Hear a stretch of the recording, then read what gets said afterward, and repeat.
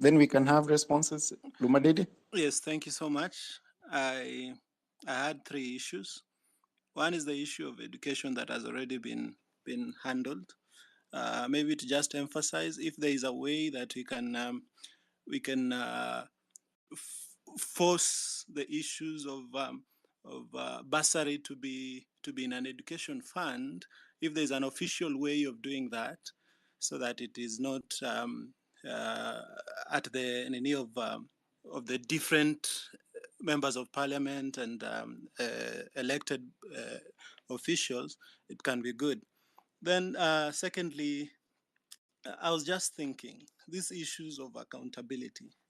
Is it uh, could it be now a good time to maybe have an accountability act whereby we are specific that a government employee has to be accountable in this way, and if they are not accountable in those different ways that are spelled out in the act, then there is a specific punishment for it. Maybe having an accountability act will solve some of these issues of impunity that we see here and there, where you see even a CS goes to the TV and he says he doesn't know the people who are shooting. That means that person in a country that works, that person will not be there as the CS the next day. But in our country, impunity is the normal thing. Then the third one, on the issues of police brutality, I was thinking, maybe we are trying to solve the symptoms, but then we are not really trying to solve the real issues. What if we also have a formal way where we petition? I don't know if petition is the right word, where we look at police right from the recruitment. That instead of the requirements being a police officer should have a D plus or something, we also look at the emotional intelligence of a police officer. That some of these things.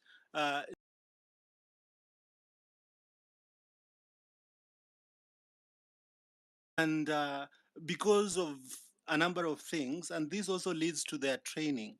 Why can't we also look at their curricula? Because I don't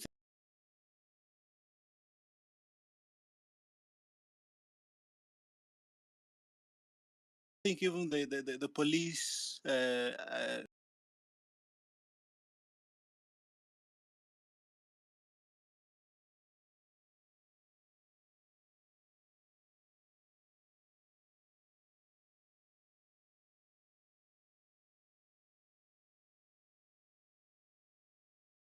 demands that a police officer should use live bullets or something.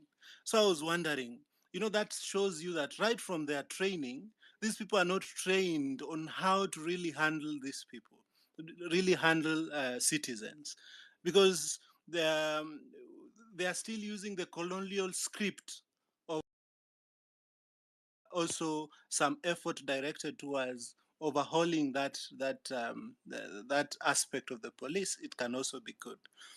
That, and also the issues on corruption, I think those are the issues that I had. Thank you. Thank you. If we can allow Abner to respond to some of those questions. Abner, do you have the microphone? Yes. Thank you, Manwa. I think I'll just pick the last one in terms of the police and how they've been handling the demonstrators, or those who are picketing. I choose to call them that. I think we've experienced a lot of police brutality, and for me, it goes more towards in terms of leadership, or in terms of how they are led, and then the kind of instructions they're given. Remember, the Law Society has gone to the extent of petitioning the High Court in terms of buying the police from using excessive force and equipment such as the water cannon and the tear gases to tarnish and break away peaceful demonstrators. And we have gotten orders to such extent, but unfortunately, the police have continued to orchestrate a lot of brutality and force against peaceful citizens who are advocating for their rights. So, first of all, it is a matter of leadership. We expected that at the point of which the former Inspector General resigned, we had hoped that we would see a difference in terms of how the police are conducting themselves. But unfortunately, we witnessed a lot of police brutality. This week on Wednesday, we were in court where we represented 109 peaceful Kenyans who were demonstrating. And unfortunately, we witnessed so many of them who were injured, who could not even walk. They had bruises. And these are some of the actions that we will be calling upon the Inspector General and the police service to take responsibility in terms of how they have handled the Kenyans. But I agree with you, but perhaps it goes down to things like training. I mean, emotional intelligence is something that perhaps goes to how somebody has been trained. So perhaps as a nation, this is a conversation we should have in terms of what kind of training are our officers given, and perhaps what kind of people do we want to have in the service serving Kenyans as police officers.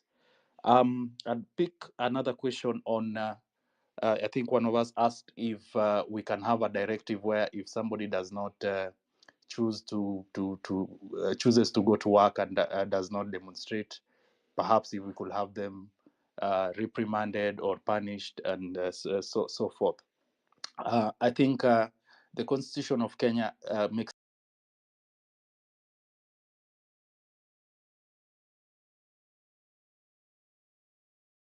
Kenya a democratic country, and Kenyans who are opposed to these recent demonstrations. We recently saw a research by the kind of responses that Kenya have towards the recent demonstrations that we've had. So we would agree. You would agree with me that not every Kenyan is in support of this demonstration. So Kenya as a democracy, you cannot force each and every one of us to be part of this demonstrator. So I would agree with one of the speakers who said that perhaps if we could have a unity of thought, perhaps if we could not have so many perhaps platforms where we are communicating the same thing, so that it makes it easier for those who are in support of these demonstrations to have maybe one agenda, move in one direction, rather than having splinter groups. But we, as a democracy, cannot force each and every single Kenyan to be part of perhaps something that, in their own right, they do not subscribe to. I'll pick those two questions. Thank you. Thank you, Council. Lord Masaba, your question, kindly, if you can shoot.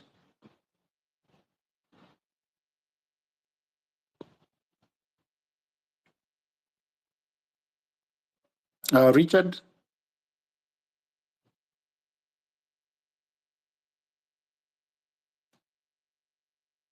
Mwageka.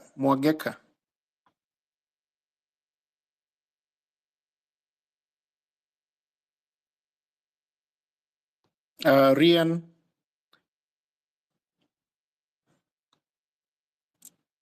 Ryan, whichever. Rian, can someone hear me? We can hear you.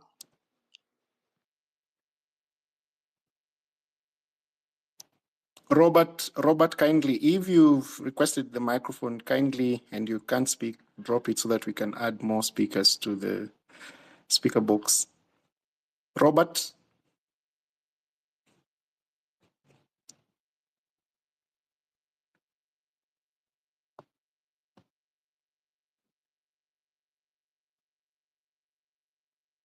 Robert, can you hear me?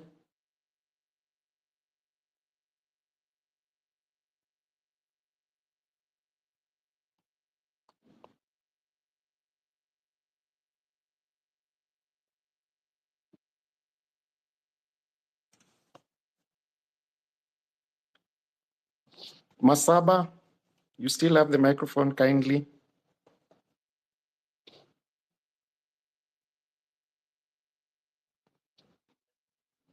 Perhaps, Manwa, as we wait for some of our speakers to get ready, I've just seen somebody send me a message. They had inquired on the two-third gender rule in terms of compliance of the constitutional threshold, that the cabinet should not have two-thirds of the same gender as members of the said cabinet.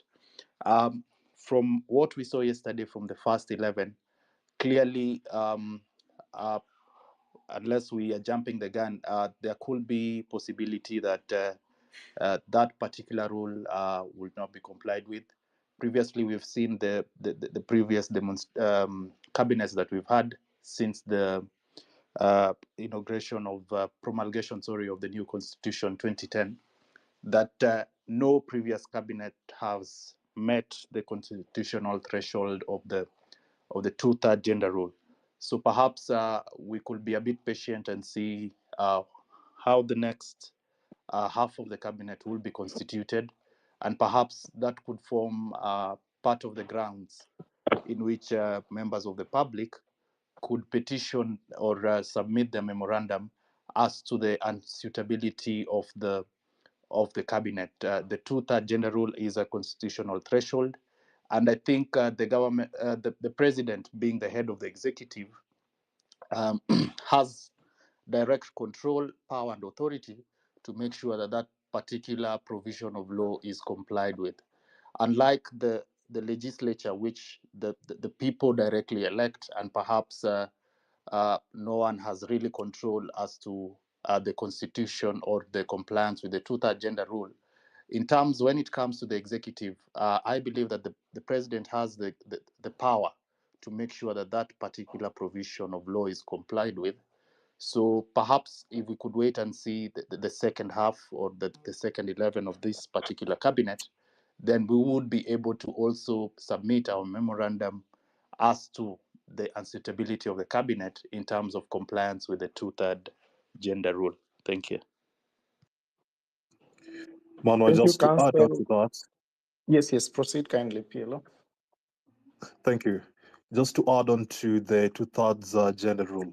Well, Parliament cannot just be dissolved on, not just for, eroding the, sanctity of Parliament, but it can be dissolved for failure, to even enact any particular legislation within the specified time period. And any person, including you, patriots, who are on this particular call, can petition the High Court on this particular matter. And then the High Court now, in determining this petition, should be under Article 5 of Article 261, which basically talks about the consequential legislation.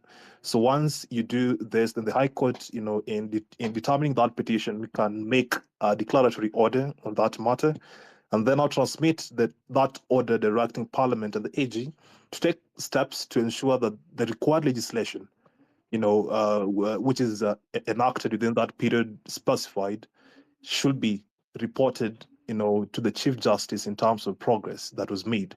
And that is why on the 21st of September 2020, when the Chief Justice Emeritus, issued an advisory to the President pursuant to Article 261, Sub-Article 7, to dissolve Parliament for failure to enact legislation on the two-thirds gender rule. That particular advisory opinion, had 27 paragraphs. And I will just refer you to the 26th paragraph of that particular opinion, and I will quote David Maraga verbatim. He says that in the circumstances, let us endure pain if we must, if only to remind ourselves as a country that choices, and particularly choices on constitutional obligations, have consequences. Let us endure pain if only to remind the electorate to hold their parliamentary representatives accountable. Let us endure pain if only to remind ourselves that as a country, being a democracy that has chosen to be governed by the rule of law, we must say no to impunity and hold everyone accountable for their actions or omissions. That was David Maraga in that advisory opinion. And that is what I advise all of us and beseech all of us, implore to all of us to maintain that particular mindset. Back to you, Manuel. Thank you, Council, for that. Let me invite several other speakers to ask their questions and make contributions. Bad Girl, then we can have Nick. Bad Girl, are you there? Nick, kindly proceed. Thank you. First, let me take this opportunity to sincerely thank the Law Society of Kenya for the work they have done to Kenyans over the past 1 month. For the most part, I think it's the Law Society of Kenya that remains as the beacon of hope for those of us that are protesting for a fair Kenya. We go to the street knowing that someone will cover my back should things go bad, and that is the Law Society of Kenya. So hats off to our able Madam President, and we thank you and your team. I'd like to ask, make a bit of commentary, but also ask a few questions that pertains to the way the country is being governed at the moment. We rely on the members of parliament, and particularly the role of the opposition in parliament, to be able to provide checks and balances to the executive in terms of legislation, accountability, and also representation of the people. And I do understand that our members of parliament are required to be able to listen to the people, take the interest of the people, and be able to amplify that and project that in form of laws and regulations in parliament. Now, we are very certain that the opposition is led by the Azimio is going to join government. It's an open secret, it's going to happen. And at the point that that happens and Azimio and Kenya Kwanza becomes one, Azimio is going to certainly support, or ODM or whatever they call themselves, are going to support the position of the government, are going to support the government agenda, are going to support legislation for the government, regardless of the intention and the purposes of those laws that will come through our parliament. They are no longer going to fight for the people. Now, that being the case, therefore, if the role of the opposition is no longer going to stand in parliament as required by law, what is going to be the recourse for the population to be able to take the responsibility of having just and fair society that is supposed to be guided and supported by a political system? Because now we are no longer going to have members of parliament that are pro-government and members of parliament that are checking that government. What is going to be the recourse for the population to deal with that situation? Because it is coming, and we need to start thinking about it. And my second issue is with regards to the revolution that is going on. And I do think that revolution is basically the voice of the people. People are coming out and saying, no, we don't want it this way. And as a result of that, we saw this happen during mandamanos in the past, where the only way they count mandamanos is by bringing in the criminals, the thugs that then justify the involvement of the police to be able to bring down and silence the voices of the people. And this is going to happen. And that is actually how the government has managed to be able to bring down the voices that were dissenting in the streets. Bring in the goons, embed them into the demonstrating people, then start to beat, kill, and maim the innocent people that are just trying to talk about their rights, and leave these other criminals walking scot-free to come back to the streets another day to be able to silence the voice of the people. I am just asking myself, what other alternatives as a population do we have as the people of Kenya to be able to continue to speak our voices and voice our frustrations against this completely failed regime without putting the lives of our people at risk? We know so well that it is the government and the police and the deep state that is basically banning businesses, shooting at people, but at the same time, turning the guns to the innocent people, arresting them, following them, abducting them, without any recourse for justice for the same people. Now, some of this, basically, I don't expect anyone to answer. Some of these are just basically my frustration and the frustration of so many other people. But I do think that there should be a reason somewhere. We've seen what is going on in Bangladesh. We've seen what is going on in other parts of the world, that it is possible to be able to bring in change in our society through civil disobedience, peaceful civil disobedience. It is possible, and we are going to do it. But we have to think of strategies, means, and ways of accomplishing this in the current Kenya, with the history that we have about the police and the state.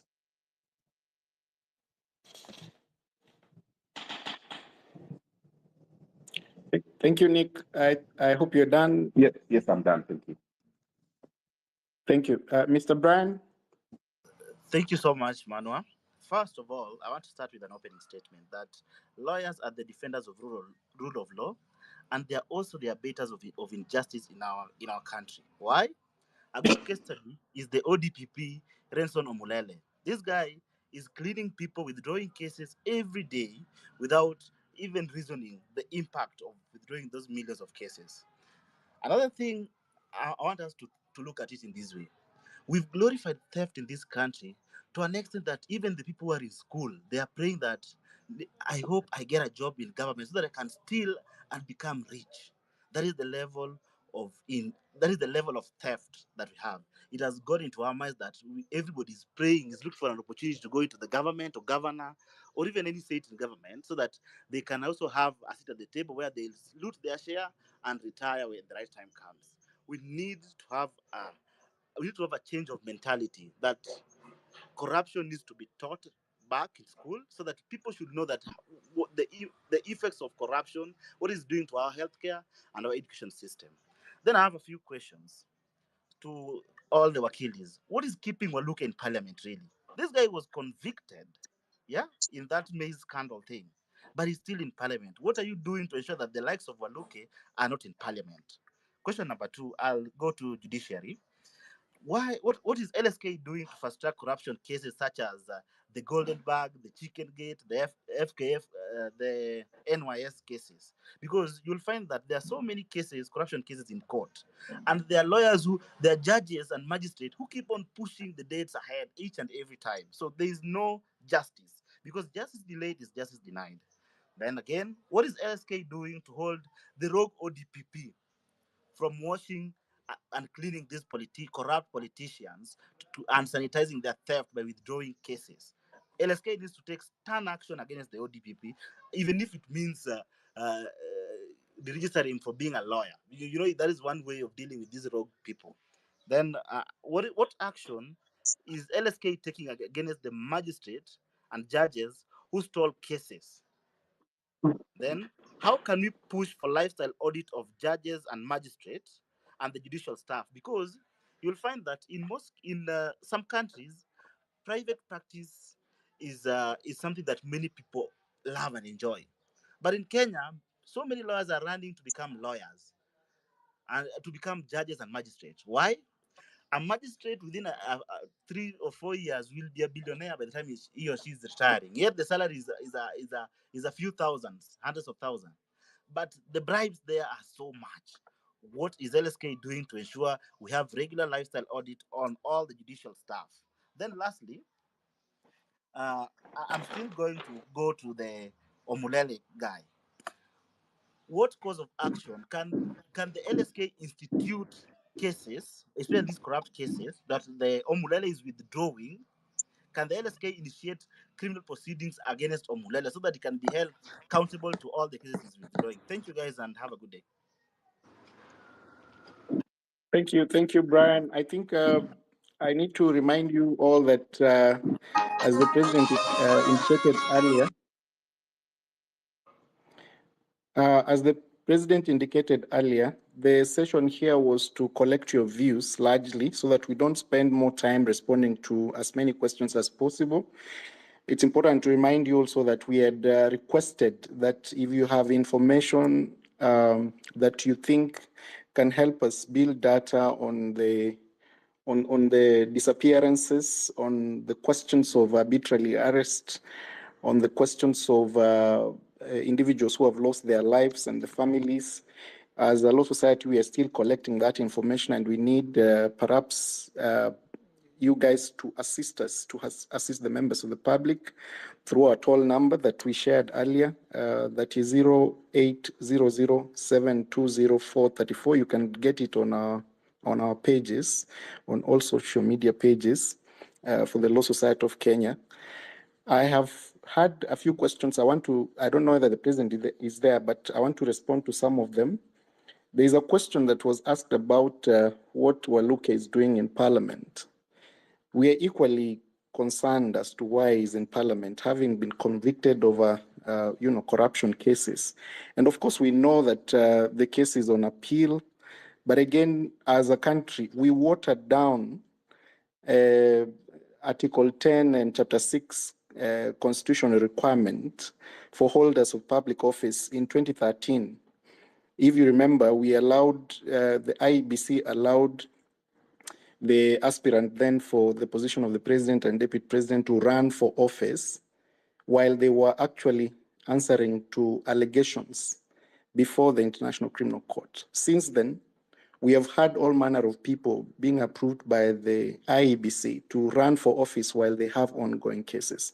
And I think it's time to rethink those provisions under the Constitution on leadership and integrity. The Parliament attempted, of course, through the Public Officers Ethics Act, to try and implement the requirements under Article 10 and Chapter 6 generally on individuals we allow to run for office. And I think it's an ongoing conversation, especially on the question of ensuring that individuals who have cases and who have been, especially those who have been convicted. There is an argument that, of course, you must wait for the court to declare that you are guilty of the offense that you are alleged to have committed. But again, it's a debatable question, because you remember when we had the case of a former governor whose quote unquote girlfriend was found murdered, there were several questions whether that governor can continue to hold office. And again, we call upon these county assemblies. And these individuals create precedents that are followed over and over again that paint a bad picture to the kind of leadership we have. And somehow we take the blame as members of the public for the individuals that we choose to elect to hold, or rather to represent us in Parliament. If we took time when we were going to the ballot, scrutinize the individuals who present themselves for office, look at their character, their previous conduct, and reject them on the ballot, that is a sovereign duty that you have under Article 1 of the Constitution. While exercising it, ensure that perhaps you understand and know the individual that you are electing. Of course, most of our electorate assume that the handouts given, and of course we have created this demon called Parliament.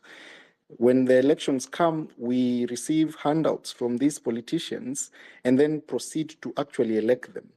And while we do so, we leave out people who could have offered proper representation to the members of the public in the National Assembly and in the Senate. So we have a duty ourselves as the members of the public to actually ensure that we keep scrutinizing, we keep asking questions, we keep referring back to the provisions of the Constitution on leadership and integrity, and ensure that the individuals we have in office do not have any allegations of corruption, because the moment we elect them, there is almost certainty that they'll continue to propagate the said corruption within the leadership positions that we offer them. There was a question on what LSK is doing to hold the DPP on withdrawal of criminal cases. Aware the president, and I think she will be able to respond to this herself. The Law Society has raised these concerns with the DPP through several letters that we have written to the DPP, raising questions as to why individuals whose cases are in court, why the DPP would choose to withdraw such cases. Have had even the courts, some at some point refused to withdraw certain cases when the DPP has actually requested to withdraw them and insist that those matters go to trial. So it's an ongoing conversation, and I think I'll leave that question to Madam President to be able to address it properly. There are magistrates who stall cases. Indeed, that is true. The judiciary is not an angel. I think, and I believe the judiciary is part and parcel of the problems that we are having in the country today. And of course, as the Law Society of Kenya, we intend to hold them accountable to the last man, especially on matters that are before them that are public interest in nature. We are having that conversation with them to hold accountable individual judges and magistrates who prolong cases, who issue decisions without notice to parties. I believe there's a complaint that has been made in the public domain about a judgment that was issued in secrecy. And those are some of the issues and concerns we are addressing, even though we know that the judiciary, the independence of the judiciary is protected. We cannot allow them to misuse the discretion and the powers they have been given by the people of Kenya to actually go against the rule of law and be partisan to promoting unconstitutional processes. As to the lifestyle audit of the judges, I think that is a new conversation that needs to be done.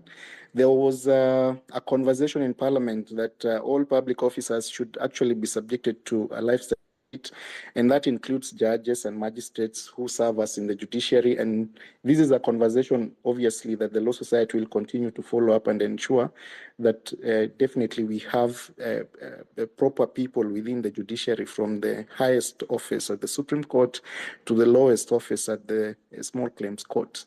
I don't know whether, Madam President, you are there. You can make your intervention before I invite Dudley.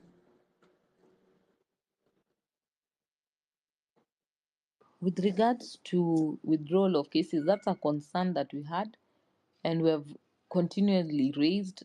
Sometimes the DPP citing inadequate evidence, but that is a concern that we have raised, and we said the moment they should make a decision whether to charge or not, so that we do not have a scenario of cases being withdrawn. But we raised with regards to the proposed withdrawal by the ESCC, the withdrawal of the case for the former governor of Migori, and we saw that one now taking off again. And we'll continue to raise concern the moment we hear any cases that are being withdrawn. And we will also now hold the DPP accountable as well, because once they make the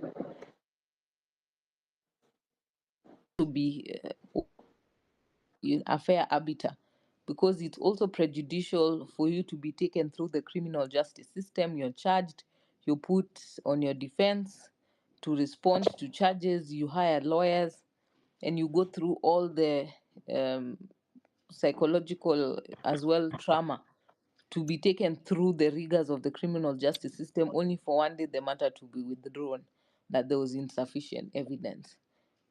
It's also an indictment to that office if there are more cases that continue to be withdrawn. And we also raised concern with politician cases being withdrawn. We hope we will not be seeing the same, and we'll be more vigilant, as well as the DPP taking equally proactive role, not just condemning the destruction of private property, but to also condemn and take action with regards to officers that have abused the Bill of Rights. So that is something we'll follow up with. Thank you, Madam President. Dudley? Thank you, Madam President, for the opportunity. I wish to send my sympathies to those who've been affected adversely by this. And Madam President, there's a particular issue of those who are still missing. Joseph Mwangi Kairu, the mother looked for him for nearly a month, and no mother has cried the way Kairu's mother cried. Then it turns out that Kairu has all along been held at Muthaiga and other police stations. I think that there are questions that the OCS for Muthaiga needs to answer.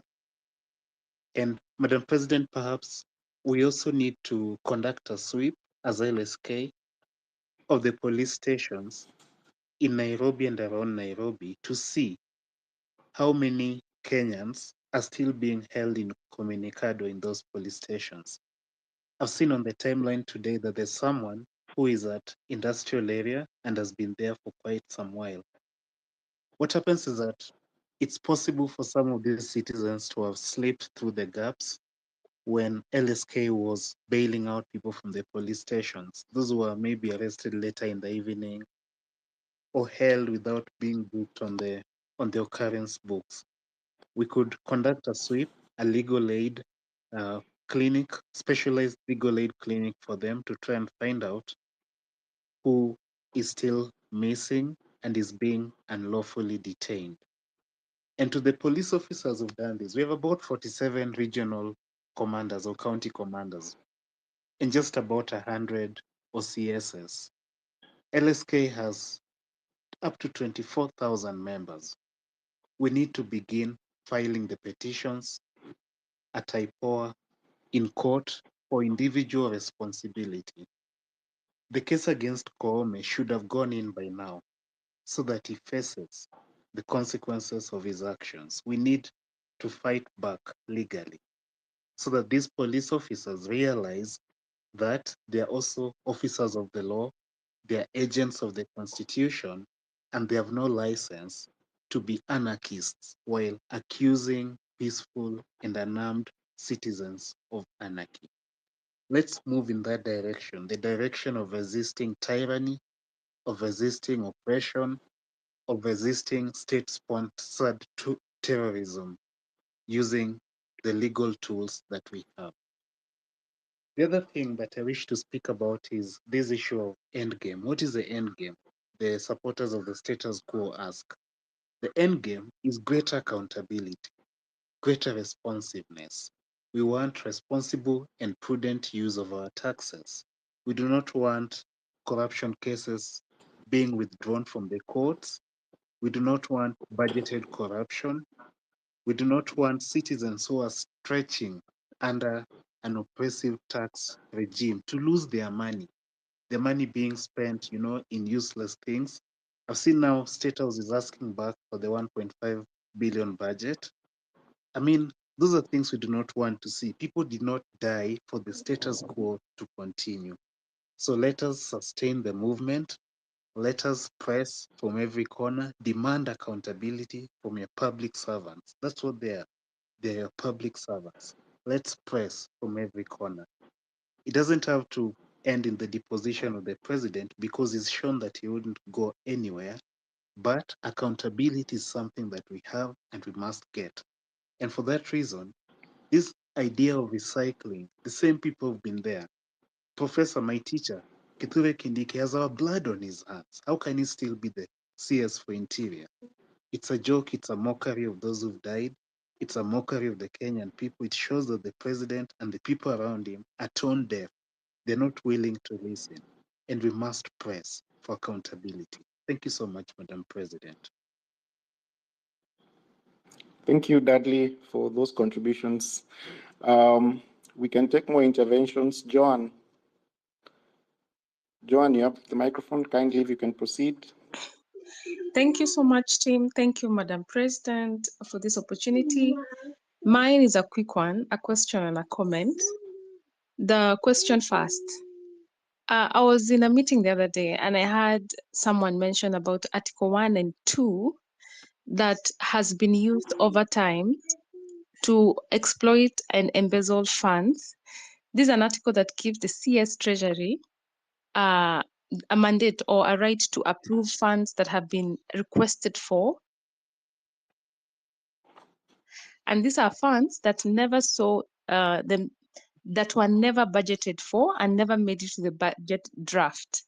For example, the last Madaraka Day, he approved 1 billion shillings for the same. So my question is this a place where this can be challenged? Yes, it is in the constitution, but what protection do we have? Because now it looks like this is the place where they are all going for to loot. On the what has just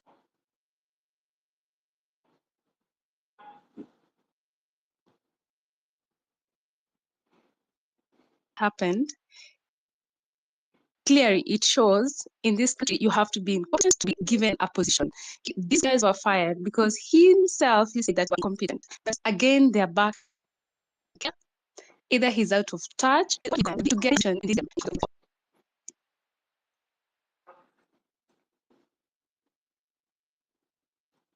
Thank you, Joan. Dr. Kasim? Okay, thank you, LSK, for this opportunity. I have some 4 questions. First one is about Article 257, which talks about the amendment of the Constitution. Now, my question is, it talks of that for the Constitution to be amended, we should collect 1 million signatures from registered voters. Does that article limit? Now, like most of the people who have been in these demonstrations, maybe somebody has not registered as a voter. As if that if I'm not a registered voter and I'm Kenyan citizen with a national ID, I cannot participate in amending the Constitution. The second one,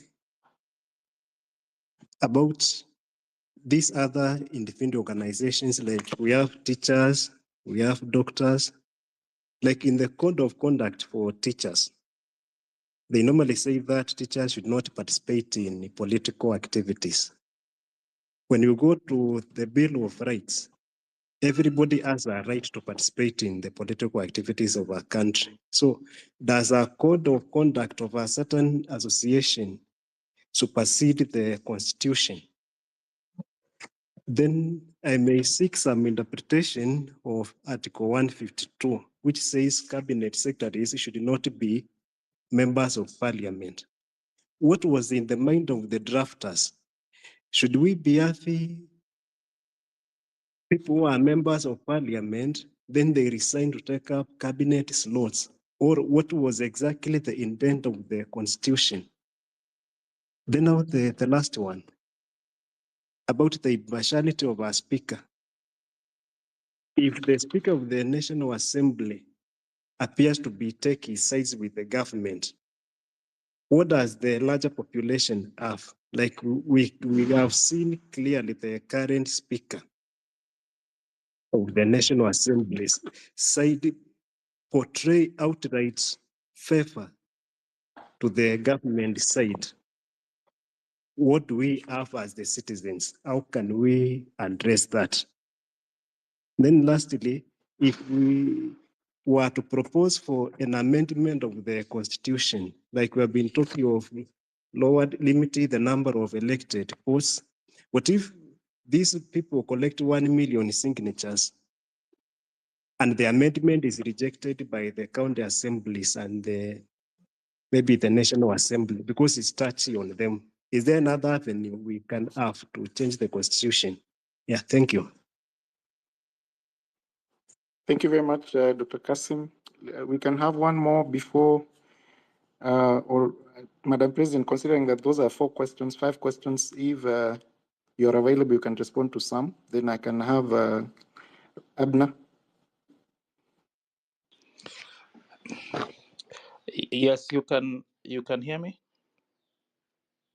Yes, yes. Yes. There's a number of questions I've noted down.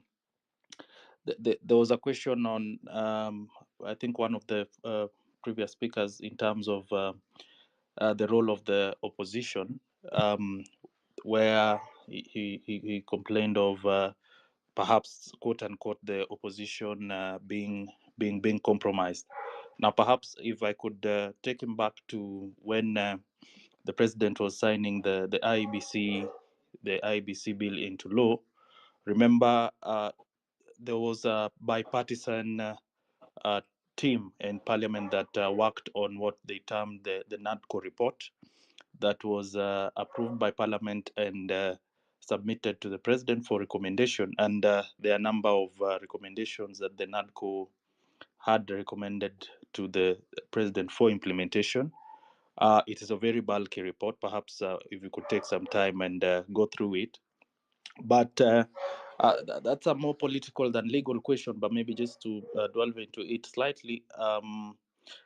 I think in terms of Kenyans as the role, I think we do not need to have an active opposition in terms of trying to push for agenda, and that's why I think we've in the recent past seen Kenyans go to the street to advocate for their rights and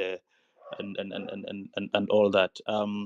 When I was a bit younger, I remember what we previously had was a very active opposition that was in law, where we could find that once you'd lose an election, you'd form the opposition, and you could see something like a shadow cabinet. I remember the former president Uhuru Kenyatta.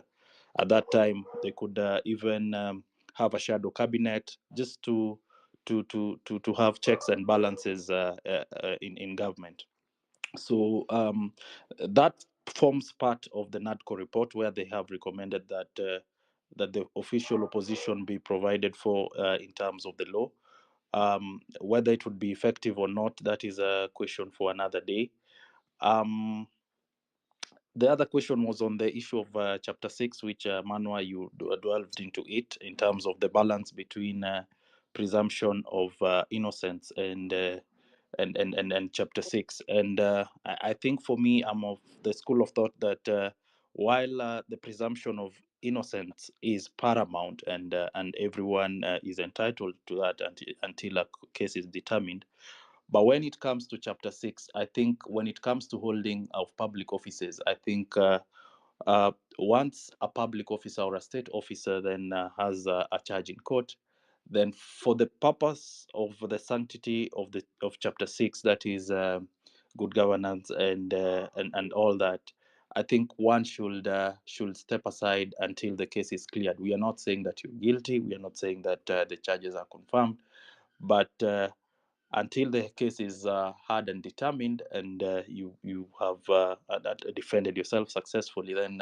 you should step aside and let others perhaps govern. But that also has been having a challenge, because we have also seen in previous regimes where people who are not quote unquote politically correct then having had trumped up charges before them, because perhaps they've taken a position that is contrary to what the government feels. So it's more of it's a discussion or a debate that we can continue having.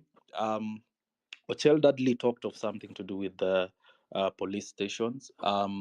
It is indeed very sad state of affairs. I recently saw, I can't remember the name of a young man who was held at Mudaiga police station for 30 days, up to 30 days. I mean, to me, that for lack of a better word, is torture. And remember, one of the non-derogable rights that includes right to life is also right from not being subjected to torture. So, I mean, that amounts to torture. And for me, I think independent offices such as the IPOA has failed the state and the citizens in terms of their oversight mandate.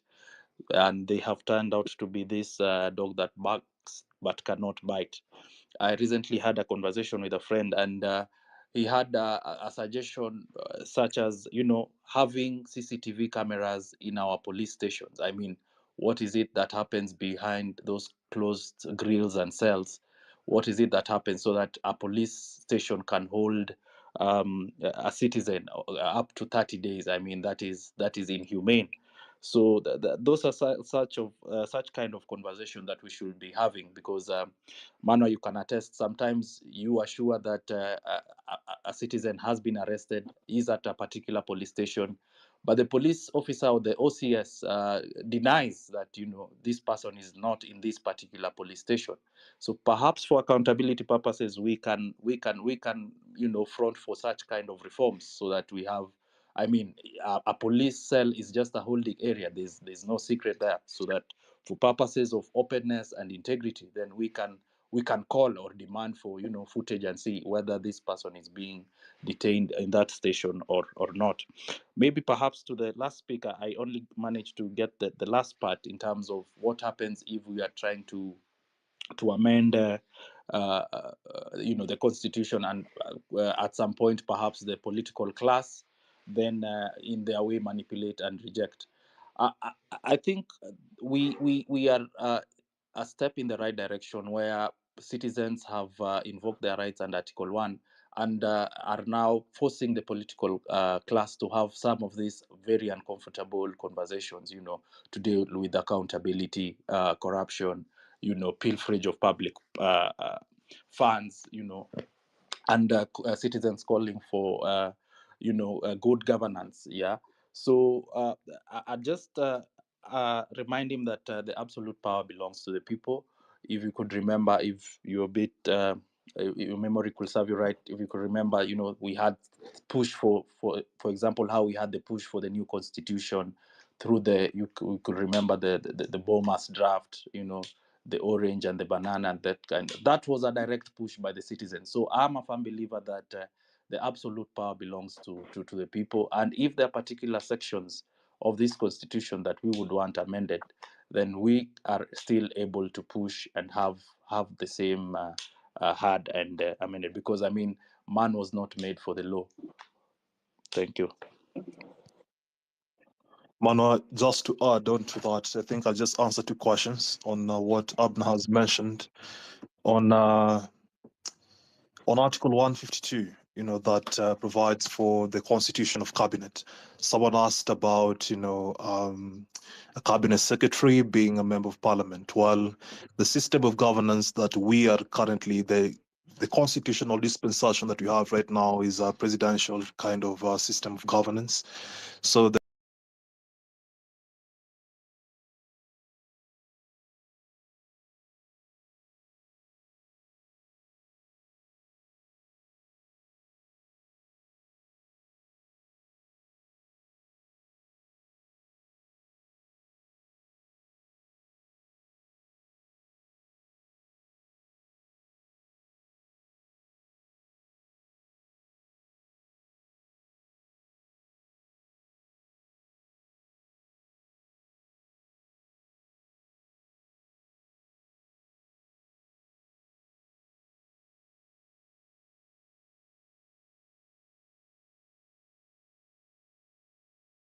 in that grave